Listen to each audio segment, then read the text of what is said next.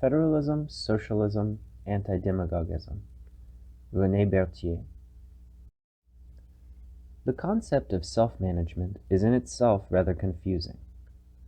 Outside the libertarian movement, the term is usually interpreted simply in the sense of separate management of factories by collectives of workers. I use the word libertarian in its normal legitimate sense as a synonym for anarchist, and not in the sense of the word as it has been unduly appropriated by extreme right-wing authors. The paradox is in the word libertarian was coined in 1857 by the French anarchist Joseph Déjacque, as opposed to liberal. Déjacque was then in exile in New Orleans. This conception makes the social economy a fragmentation of production units that are autonomous from each other and simply in competition with each other. Authors who insist on the term self-management often stop at the idea that the relationships of work, hierarchy, etc. within enterprises are not neutral, and that they are indicative of the nature of the overall system in which we find ourselves. In this sense, we are in full agreement. They also try to demonstrate by as many examples as possible that workers, collectively, are capable of managing companies. On the first point, history has sufficiently demonstrated that workers are capable of organizing production in a company, but it seems more important to insist on their capacity to organize society as a whole. Limited to the management of the enterprise, self-management is not socialist. If we understand socialism to mean the abolition of private ownership of the means of production, of wage labor, and of the market economy and the collective determination of the orientations of society. Fragmented self-management.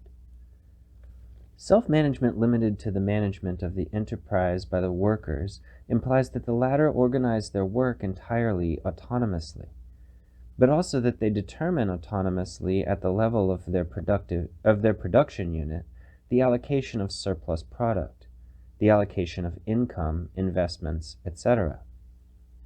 But if such a situation can give workers the illusion of holding decision-making power, it does not transform capitalist relations of production. We will simply have a capitalism where companies will have a somewhat particular mode of management, but where all the mechanisms of capitalism will be maintained, in particular the market economy and wage labor. Market economy means that investments will be allocated to sectors with high and fast profitability, to the detriment of socially useful and unprofitable sectors. The fact that companies are self-managed, if the foundations of capitalism are maintained, the market economy and wage system will not prevent these companies from prioritizing investment in sectors where they will maximize their profits, regardless of social needs. If each company, after the usual tax, wage, and social deductions, retains the disposal of the surplus product, we find ourselves in the same situation as the individual entrepreneur who will try to implement all the proven methods to increase profits and eliminate competition. Competition between companies will divide the workers, because fragmented self-management, which is only a development of the cooperative system in a market economy, places the workers in front of the usual choices of the capitalist management. Rationalize, accelerate the rhythm of production to face up to the competition, lay off. Eventually, the workers will be able to democratically grant themselves sub-wages. This amounts to self-management of one's own exploitation. Already, within today's capitalist society, there are self-managed enterprises, the workers' production cooperatives. No matter how exemplary their internal functioning, they bend themselves to the laws of the market. This is a necessity. In order to survive, they are obliged to be created in sectors where it is possible to make a profit, because it is a characteristic of capitalism that the criterion that determines the creation of an enterprise is the making of a profit. Consequently, whether it is cooperatives in today's capitalism or self-management in a pseudo-socialism of enterprises, the criterion for determining investments will be profitability, not social utility. For example, It is true that today there are wild, parental, or autonomous creches, which survive only through the voluntary financial contributions of parents and through voluntary work, or sometimes through subsidies. Creches meaning preschools or kindergartens, daycares. But it is significant that for capitalism, such initiatives are economically parasitic. The same could be said for squats, which could be defined as autonomous initiatives to occupy empty buildings, and thus exempt the political authorities from building social housing. In the case of the autonomous creche, parents pay twice, once through their voluntary contribution and again through income taxes, part of which is allocated to the creation and management of creche, among other things. In a system of fragmented self-management, where production is regulated by the laws of the market, the problem is non-productive social investments remain. Who will determine their allocation and how? This brings us back to the problem of the state, an independent central authority where, by nature, this question of self-management does not arise. Divided up into self-managed enterprises that compete with each other, the working class would leave the administration of unprofitable but socially useful sectors to a central power that would manage the allocation of the social surplus on its behalf. Now, libertarian socialism is distinguished precisely by the fact that it advocates the management of the social surplus product by the working class, or in a general way, by the associated working production, which means, in simpler terms, the destruction of the state. Taking power back from the machines. In the strategy of libertarian socialism, the forms of collective management at the grassroots level, the enterprise, are important, but they are only one element of a global project and have no meaning in themselves. Contrary to Lenin, who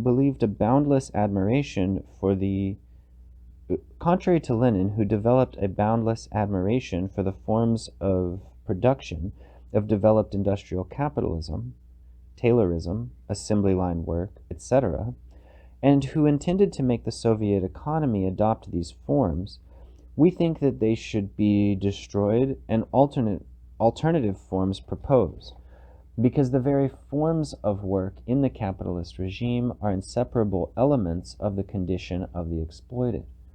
The way work is organized can also be a form of oppression. Quote, "Learning to work is the task that the power of the Soviets must pose to the people in its entirety. The last word of capitalism in this respect, the Taylor system, combines, as do all the advances of capitalism, the refined cruelty of bourgeois exploitation with the most valuable scientific conquests concerning the analysis of mechanical movements in work, the suppression of superfluous and unskilled movements, the elaboration of the most rational methods of work, the introduction of the best systems of registration and control, etc. The Soviet Republic must make its own at all costs.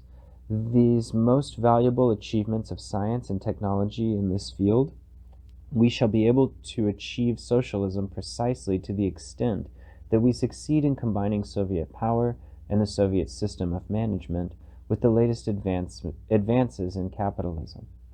It is necessary to organize in Russia the study and teaching of the Taylor system." End quote. This text is characteristic of the distance existing between the level of consciousness of the Bolsheviks and that of the European workers' movement of the time. On the 5th of December 1912, a strike broke out in Paris in the Renault factories against the methods of rationalizing work, and particularly timekeeping.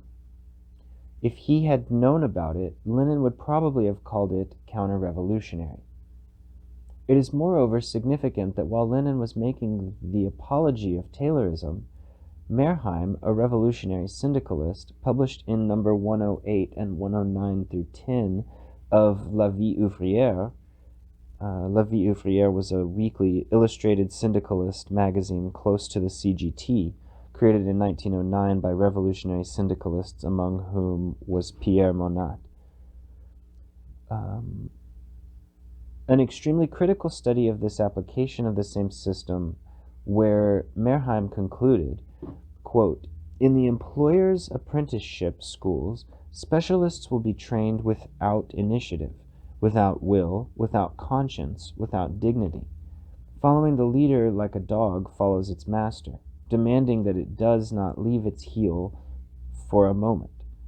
Only one power will be capable of curbing the abuses and ferocity of this exploitation, the powerful workers' organization, capable at any moment of confronting the capitalist demands." End quote.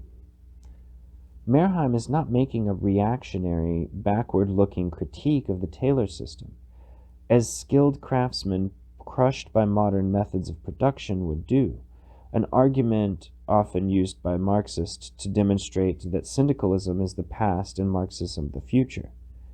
Merheim knows that Taylorism is inevitable. Quote, "It is necessary," he says, "for the workers to get a firm grip on this idea that we have arrived at a stage of industrial evolution which requires new methods of production and work." End quote. But he also says that in Taylor's methods, the employers, quote, "have taken and will take more and more everything that is odious, brutal, and savage in them." End quote. It seems difficult to express more clearly the gap between Leninism and syndicalism. Libertarian Federalism. The Libertarian project implies a vision that goes far beyond the framework of the enterprise and of the locality. To emphasize only the local problems of self-management is in fact to remove its political dimension. Such an attitude is not innocent. In a society where economic relations are extremely complex, many decisions cannot be taken at the level of a single production unit or a single town. This is precisely where lie the most important political differences between anarchism and those who discovered self-management in 1968. For in the end, it doesn't matter what the details of how one particular factory is run. The workers of this factory will handle themselves and we can trust them. On the other hand, it is much more interesting to know if, in the hypothesis of a serious revolutionary crisis, the workers will be able to take over quickly and in a coordinated way the whole of production and services after having expropriated the bosses and the state, avoiding the mess resulting from the absence of program of the Bolsheviks at the beginning of the Russian Revolution. How to self-manage the railways, the production of energy, the postal services, the distribution of water. These are sectors of activity that affect not only local workers or the local population, but the whole economy of a country. And workers employed in services of national importance are at least as numerous as those employed in sectors of local importance.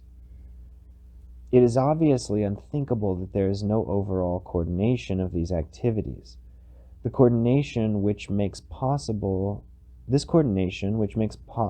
possible to link local and global self-government is called federalism. Quote, "Federalism has been constitutive of anarchism since the period of the International Workers' Association. As anarchism asserts itself through its critique of centralism and its celebration of autonomy," end quote, says the Swiss historian Marianne Enkel.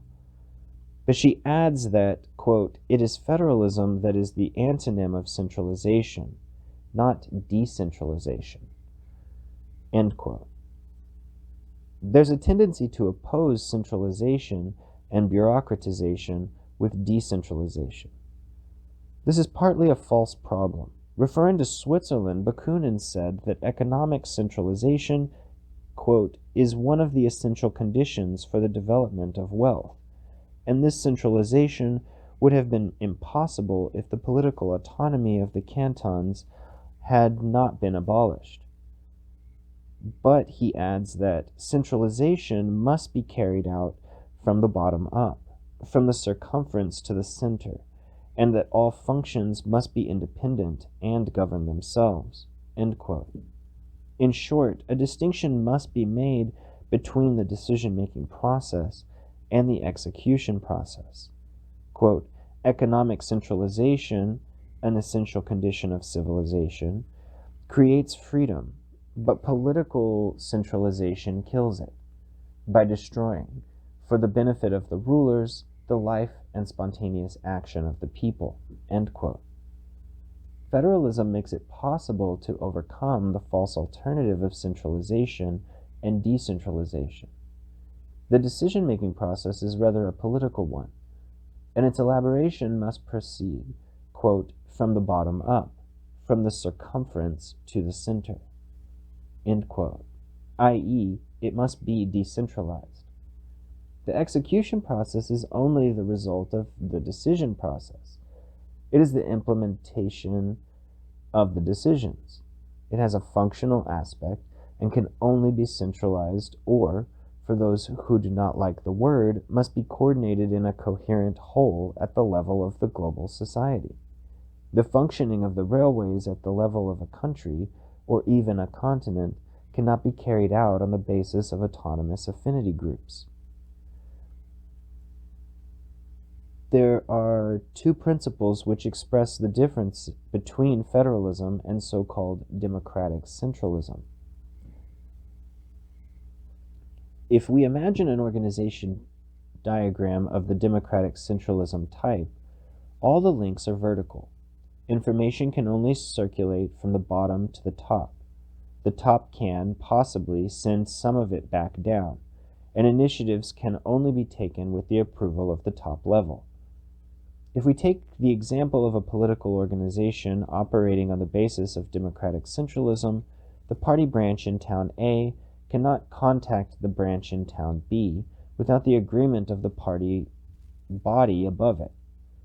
With federalism, information circulates from the bottom to the top, which is the least that can be done, but it also circulates horizontally, i.e., each structure of the organization can communicate and take initiatives with all the other structures without having to ask permission from the higher level, which is formally forbidden in democratic centralism.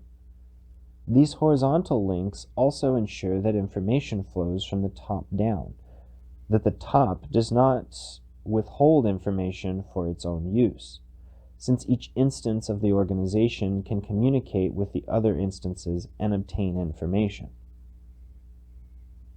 But there is another principle just as important, which makes federalism original. This is expressed by Bakunin when he says that, quote, all functions are independent and govern themselves, end quote, which is obviously a reference to Proudhon.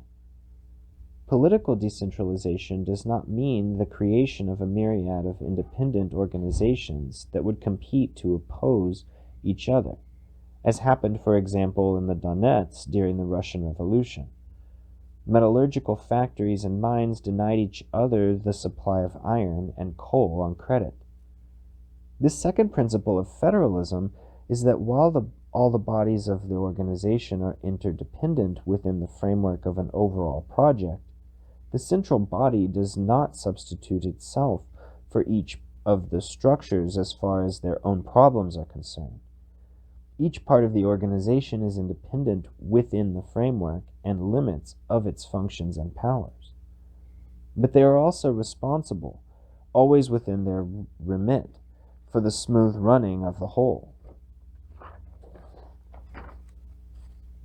Those who insist too much on the concept of self-management might even be a little suspect. As long as the worker's energy is limited to the sphere of the microeconomy, to the management of their enterprise, they will not be thinking of interfering in the decision-making process concerning the major orientations of society.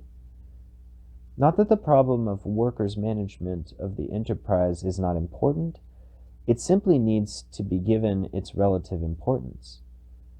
The same applies to the notion of decentralization. which is presented as the remedy for bureaucracy.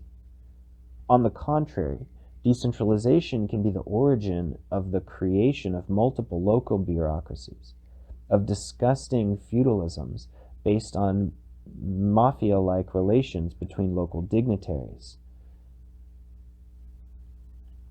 Decentralization is not necessarily the opposite of centralization.